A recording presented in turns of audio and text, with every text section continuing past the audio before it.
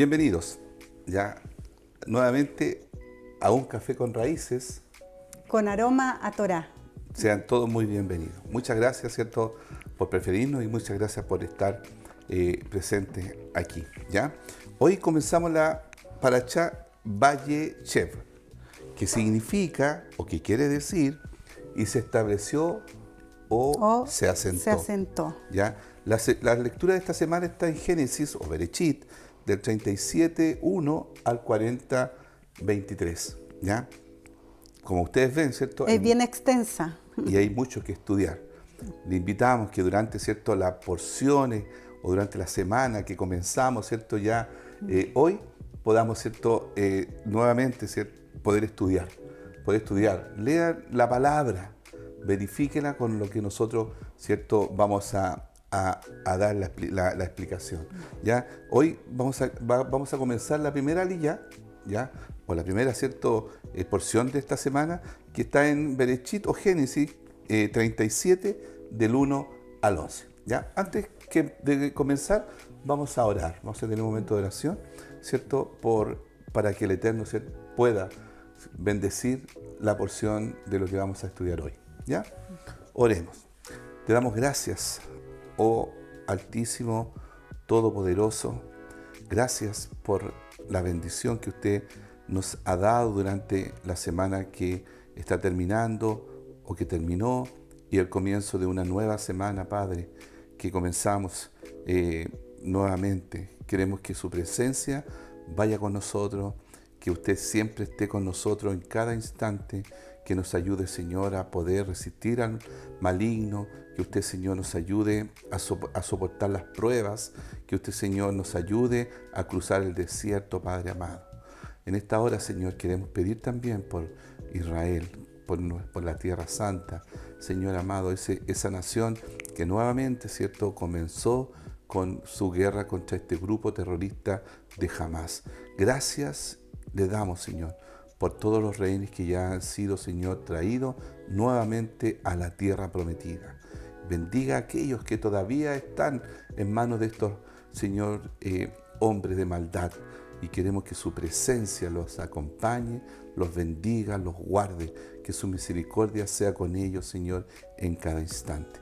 Gracias también por la palabra que vamos a estudiar durante esta semana, que es la historia, Señor, el inicio ya de su pueblo, de la formación de su pueblo.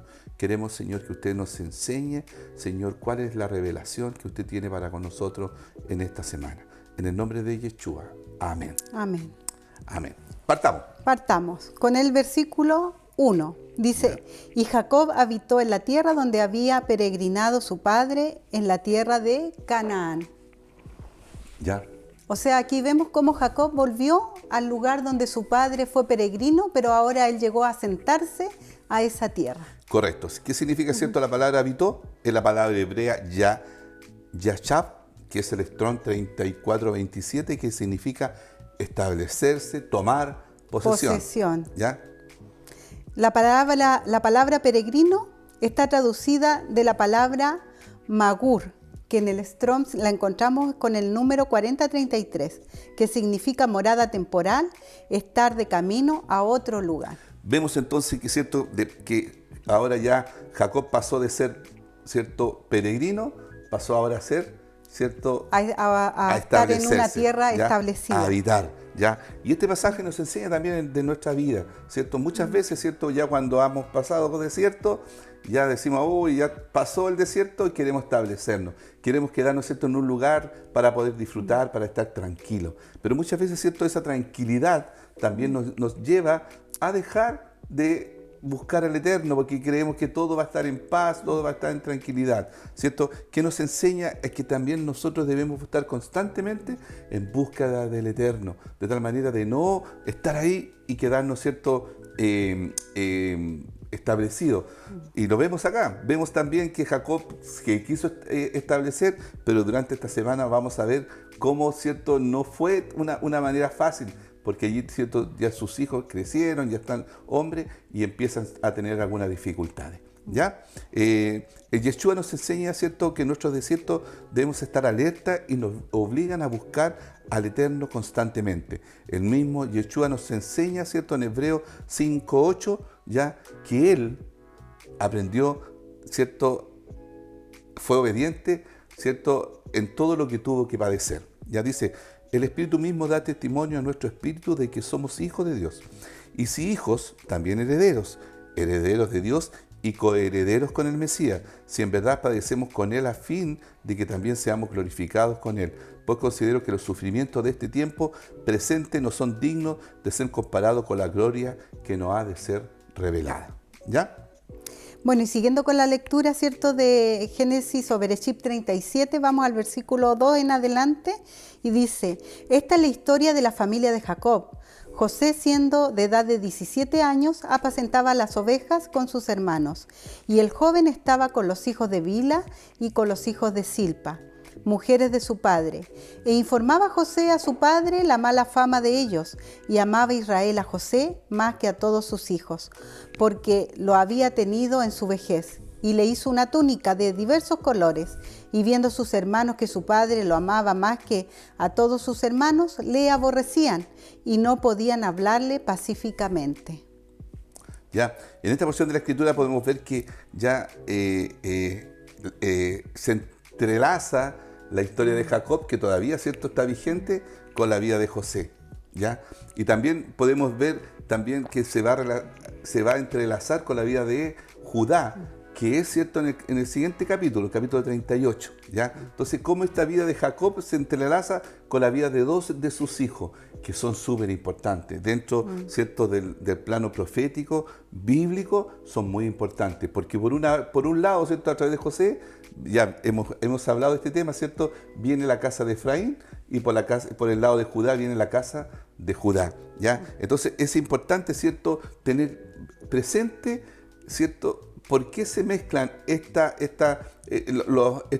dos hombres, ¿ya?, hijos de Jacob, ¿ya? Es importante también decir que José, ¿ya?, fue un hombre importante, tal cual como lo decía ahí, ¿cierto?, porque fue amado, más amado por su padre Jacob, ¿ya? Sí, y vemos aquí, ¿verdad?, en este relato, cómo Judá es importante porque de ahí viene nuestro Mesías. Correcto. Y acá de alguna forma, ¿cierto?, está relacionado con el tema también de la primogenitura, porque son dos hombres que no son primogénitos, porque el primogénito fue Rubén, ¿cierto? Pero vemos que después, ¿cierto?, fue traspasada a los hijos de José, ¿ya? Por lo tanto, y es importante la primogenitura, ¿ya? Porque está escrito, por ejemplo, que era Rubén el que iba a ser primogénito, porque dice en 1 Crónicas 5, 1-2, dice, y los hijos de Rubén, el primogénito de Israel, ¿ya? Porque él era el primogénito, más como profanó la cama de su padre, su derecho de primogenitura fueron dados a los hijos de José, hijos de Israel, de modo que no está escrito en la genealogía conforme a los derechos de primogenitura, aunque Judá, ¿cierto?, prevaleció sobre sus hermanos y de él es el príncipe, los derechos de primogenitura pertenecieron a José, ¿cierto? Por etapa debía ser de Judá, pero finalmente, ¿cierto?, fue de los hijos de José, Manasés y Efraín, que es la historia que viene más adelante y la vamos a escuchar. Sí, ¿ya? y es importante destacar que primogénito es quien rompe matriz. Correcto. ¿Ya? Por esto José era primogénito porque rompió matriz de su madre Raquel. ¿Ya? Por eso es importante, ¿cierto?, esto, que se entrelaza la vida de Jacob, ¿ya?, o la historia o la vida de José y Judá, ¿ya? El Eterno está cumpliendo su propósito en el mundo a través de Jacob. El pueblo de Israel y el Mesías son el pueblo de Israel, y el Mesías es el medio, ¿cierto?, del Eterno para bendecir al resto de la humanidad. ¿Saben qué interesante esto que vamos a estudiar esta semana? Porque vamos a ver, ¿cierto?, la sombra de Yeshua en la vida de José, ¿ya?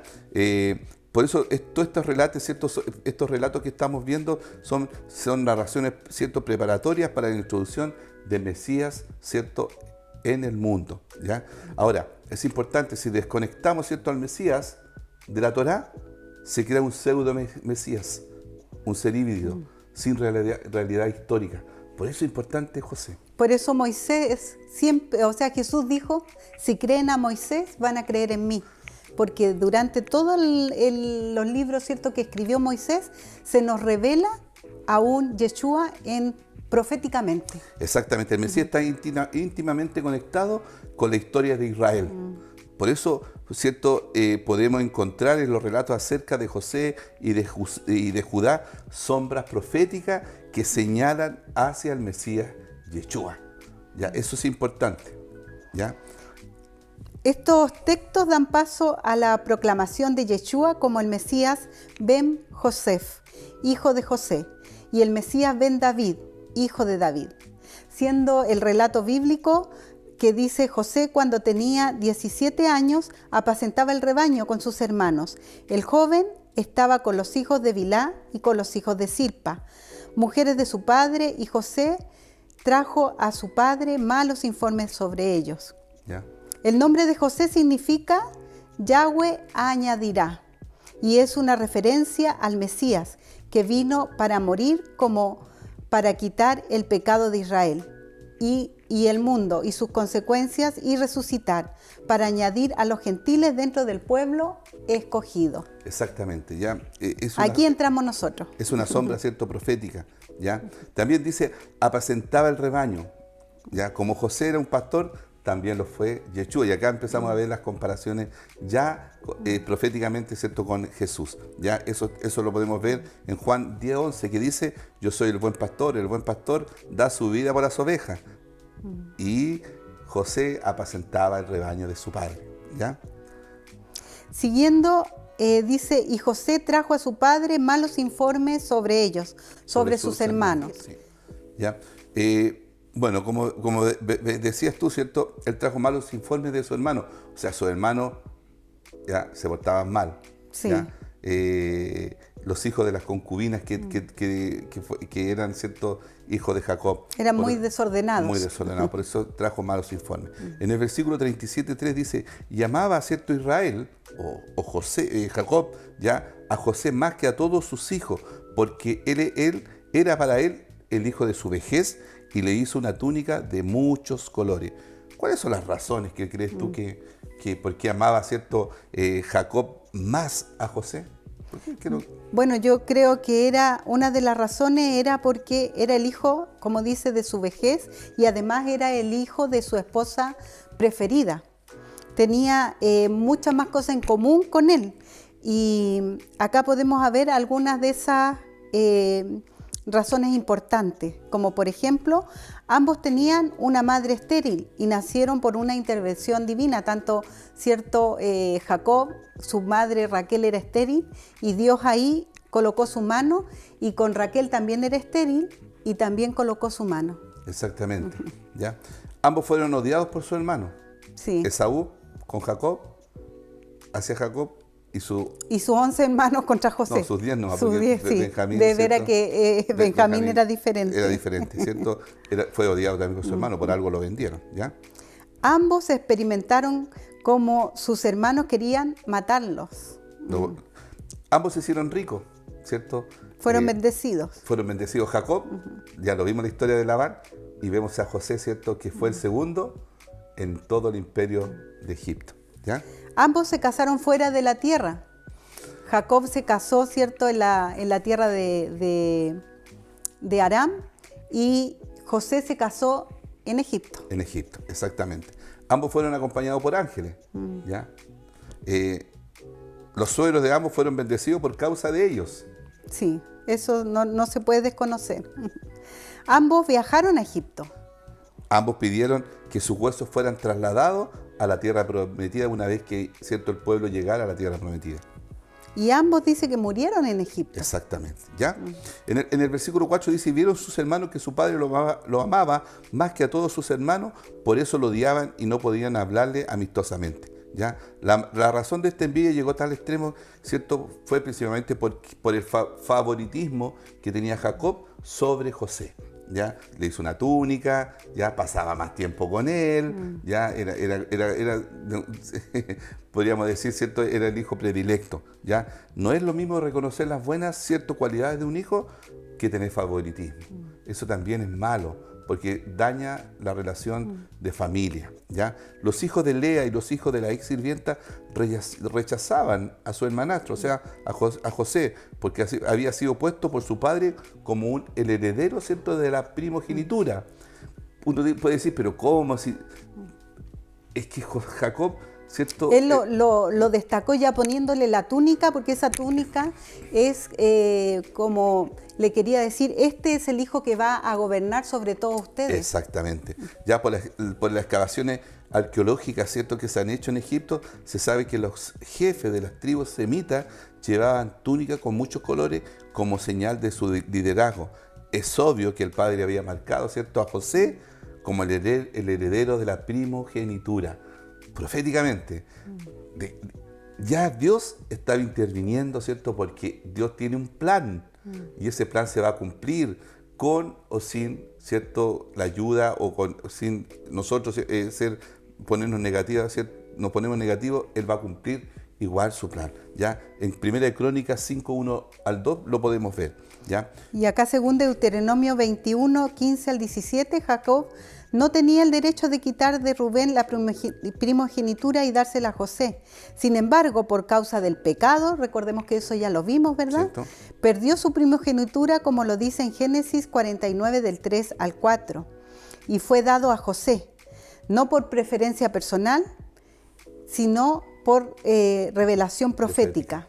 Hay varios ejemplos en las Escrituras en donde vemos que el orden natural de la herencia es cambiado por el orden profético, como lo podemos ver en Génesis 48 del 17 al 20.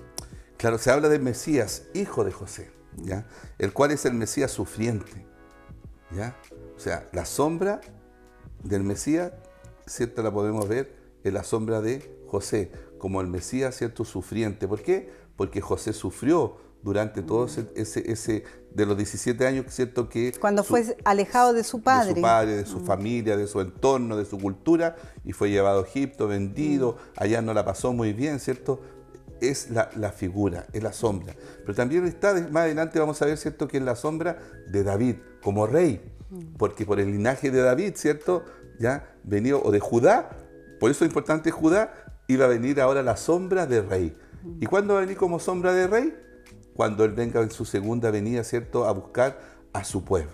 Ahí va a venir como rey, ¿ya? En Yeshua entonces se cumplen estos dos papeles. En su primera aparición vino como Mesías, hijo de José, sufriente, ¿ya? Y en su segunda venida vendrá como hijo de David, ¿ya?, como rey, ¿ya? ¿Por qué? Lo podemos ver en Mateo 3 del 17, dice, el Padre Celestial dice de Yeshua, este es mi Hijo amado en quien me he complacido, ¿ya? Bueno, y siguiendo con el relato bíblico, en Génesis 37:7 dice, y aquí estábamos atando gavillas en medio del campo, y he aquí que mi gavilla se levantó y se puso derecha, y entonces vuestras gavillas se ponían alrededor y se inclinaban hacia mi gavilla. Ya estaba soñando José. José era un soñador, ¿ya? ¿De qué nos habla la gavilla? Bueno, las gavillas hablan de una cosecha, ¿verdad? ¿Ya? Que tiene mucho que ver con la vida de José y del Mesías. La cosecha es un producto de la nueva vida que viene de la muerte de los granos. ¿Cierto? Aquí vemos cómo nuestro Mesías tuvo que morir, ser enterrado, pero que resucitó. Hay todo un mensaje profético en esto. Exacto, dice, y mi gavilla se levantó, que alude al levantamiento de José, ¿cierto? Cuando él es coronado en Egipto, ¿cierto? Y alude, ¿cierto?, al Mesías cuando él es resucitado, ya venciendo la muerte, ¿ya?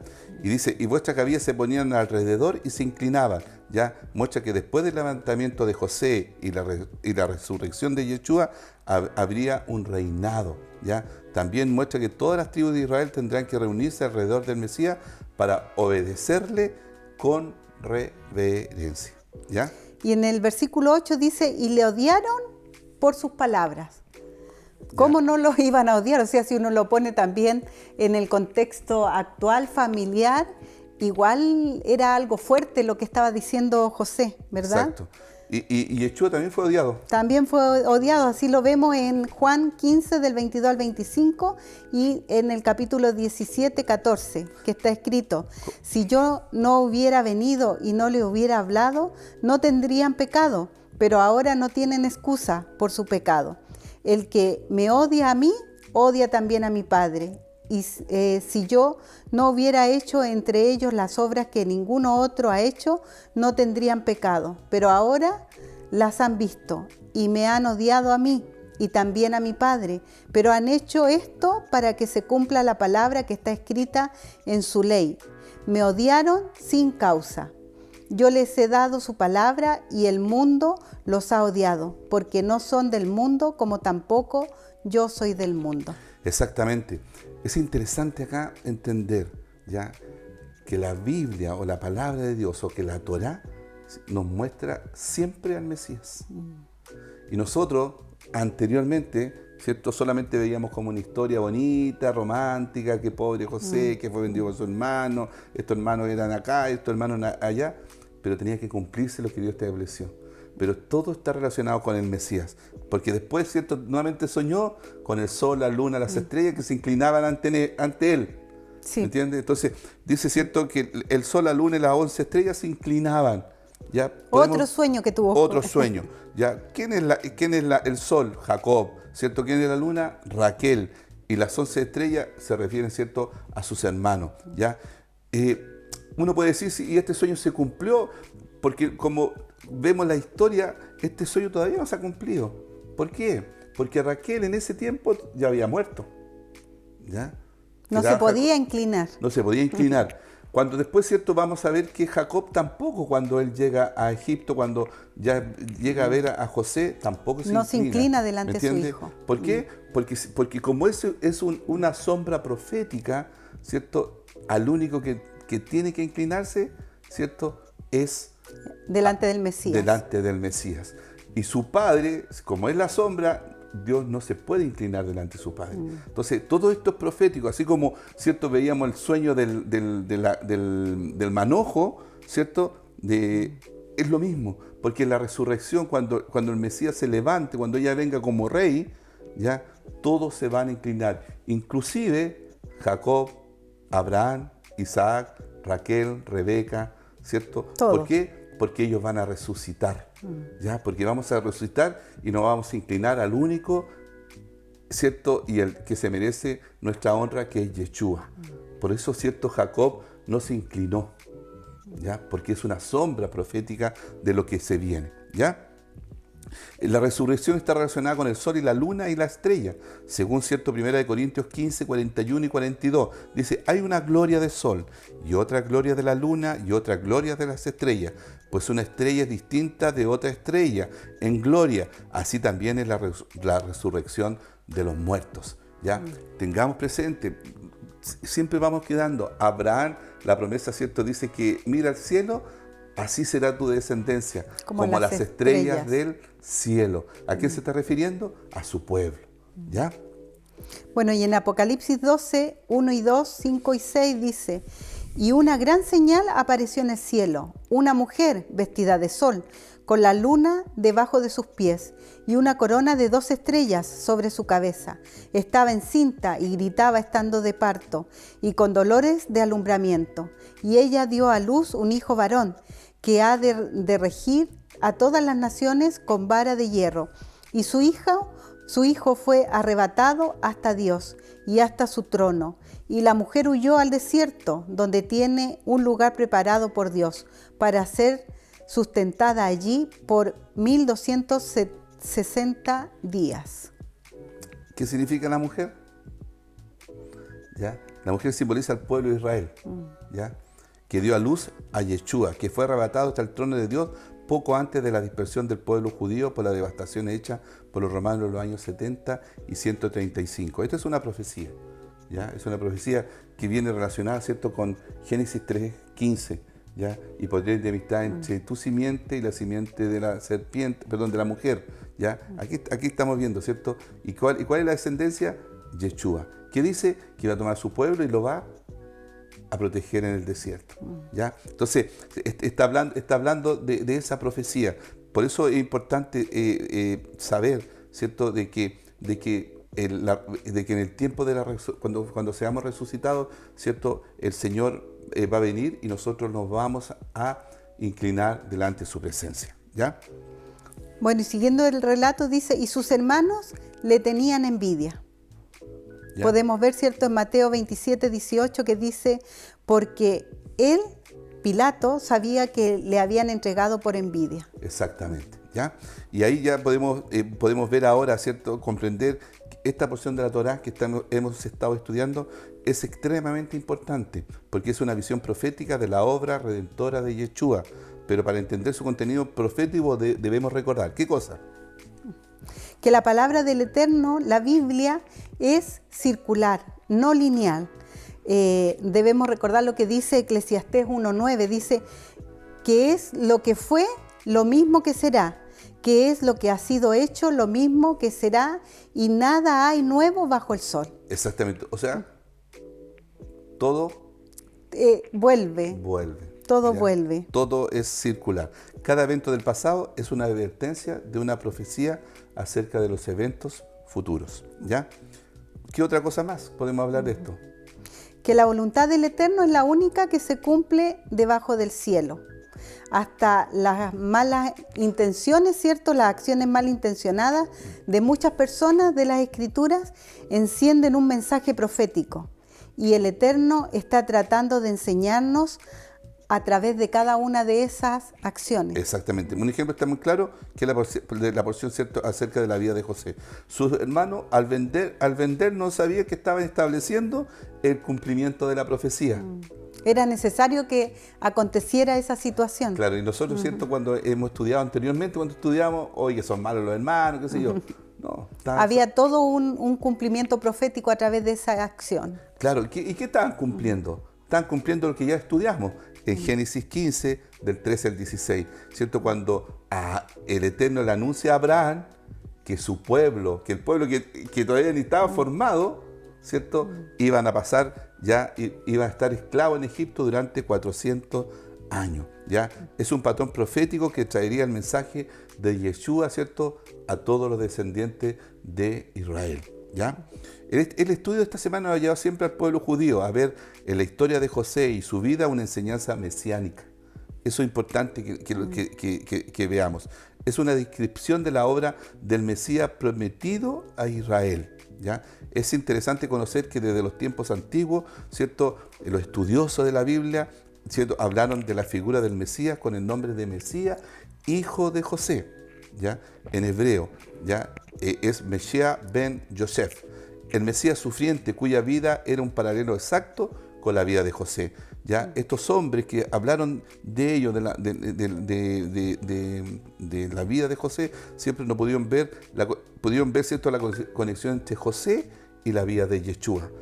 Pero llama la atención que aunque ellos le dieron el nombre por José, Yosef, también tenemos que tener claro que el papá de Yeshua, ¿cuál era su nombre? José, ya, Yosef. Entonces hay un paralelo, ¿cierto?, entre la vida de José y la vida de Yeshua, ¿ya? Podemos ver en este pasaje alguna de esas similitudes, ¿ya? Claro, José era pastor de ovejas, ¿verdad? Así lo vemos en Génesis 37:2. Y Yeshua, dice la palabra, él es el buen pastor. ¿Ya? ¿Y dónde está? ¿En Juan? 10, Juan 10, del 1 al 18. Exactamente, ¿ya? ¿Cuál más? José fue el hijo más amado por Jacob. Esto lo vemos en Génesis 37, 3 y 4. Y Yeshua, el hijo amado del Eterno. Esto está en Mateo 3, 17. Sigue. José vistió una vistosa túnica. Lo vimos, ¿cierto?, en el capítulo 37, 3. Los romanos se disputaban la túnica de Yeshua. Lucas 23, 11. Y volverá adornada con Jesús volverá adornada con ella cuando descienda en su gloria. Esto está en Apocalipsis 4:3. 4:3, ¿ya? Los hermanos odiaban a José, que lo dicen en Génesis 37:4. Y Yeshua fue rechazado y odiado también en Juan 7:7, ¿ya? José soñó acerca de su futura gloria. En en el capítulo 37, 6 al 10. En el sueño. Y claro, y Yeshua habló acerca de su gloria también en Mateos 26, 64. José fue enviado por el Padre para ayudar a sus hermanos. ¿Ya? Lo podemos ver en el 37, 14. Y Yeshua fue enviado por el Padre Eterno en una misión similar, como nos dice en Juan, ¿cierto? Capítulo 3, versículo 16 y versículo 17. Sí. ¿Ya? Entonces, podemos ver acá, empecemos a sacar la similitud que hay entre Yeshua y José. ¿Ya? Todo este capítulo es muy profético. Es muy profético. Vamos a aprender muy profético. mucho durante esta semana. Así que les invitamos a ustedes, ¿cierto?, a que sigan acompañándonos ya durante la semana y que tengan una buena semana. Que el Eterno les bendiga, que el Eterno los guarde, que el Eterno haga resplandecer su rostro sobre usted, que el Eterno, ¿cierto?, tenga misericordia de cada uno de nosotros y que el Eterno, ¿cierto?, traiga shalom durante toda la semana. Y nos vemos mañana. Y nos vemos mañana.